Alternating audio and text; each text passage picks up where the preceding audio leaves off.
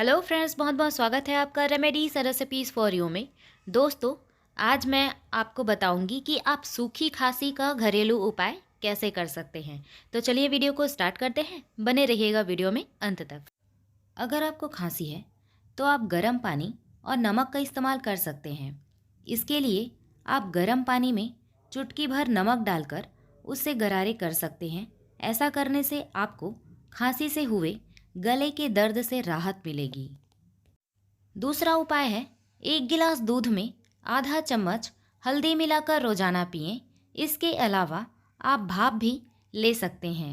भाप लेने से भी काफ़ी फ़ायदा होता है। इसके लिए गर्म पानी लें और अपने सिर पर एक तौलिया डालकर गर्म पानी के ऊपर मुंह ले जाकर भाप लें। काली मिर्च और शहद को मिलाकर खाने से भी सूखी खांसी दूर होती है।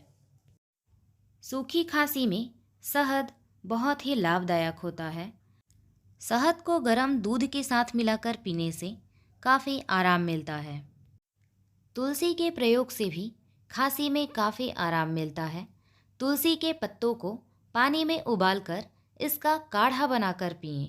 तुलसी की पत्तियों का रस और अदरक के रस के साथ मिलाकर शहद के साथ खाएं तो भी खांसी में बहुत आराम मिलता है।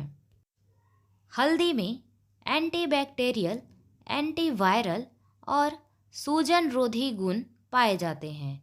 1 चम्मच हल्दी और अजवाइन को 1 गिलास पानी में उबालें। जब यह पानी उबलकर आधा हो जाए तब इसमें आधा चम्मच शहद मिलाकर दिन में 2 बार सेवन करें। 1 चम्मच अदरक के रस को शहद के साथ खाने से सूखी खांसी में आराम मिलता है। अदरक को पानी में अच्छी तरह उबाल लें। जब इसका काढ़ा बनकर तैयार हो जाए तब 2 चम्मच शहद मिलाकर पीने से खांसी में आराम मिलता है। आंवला खांसी के लिए काफ़ी असरकारी माना जाता है। आंवला में विटामिन सी होता है जो ब्लड सर्कुलेशन को बेहतर बनाता है। अपने खाने में आंवला शामिल करें। आप एंटीऑक्सीडेंट का सोर्स बढ़ा सकते हैं। यह आपकी इम्यूनिटी को मजबूत करेगा। लहसुन भी खांसी से राहत दिलाने में कारगर है। इसके लिए आपको लहसुन को घी में भूनकर गर्मा गर्म खाना होगा। दोस्तों, अगर आपके लिए ये इन्फॉर्मेशन 1% भी यूज़फुल है तो प्लीज़ वीडियो को एक लाइक ज़रूर कर दीजिएगा। और अगर आप मेरे चैनल पर नए हैं तो चैनल को सब्सक्राइब ज़रूर कर दीजिएगा। बेल आइकन को प्रेस करना ना भूलिएगा जिससे मेरे नेक्स्ट वीडियो का नोटिफिकेशन सबसे पहले आप तक पहुंच सके।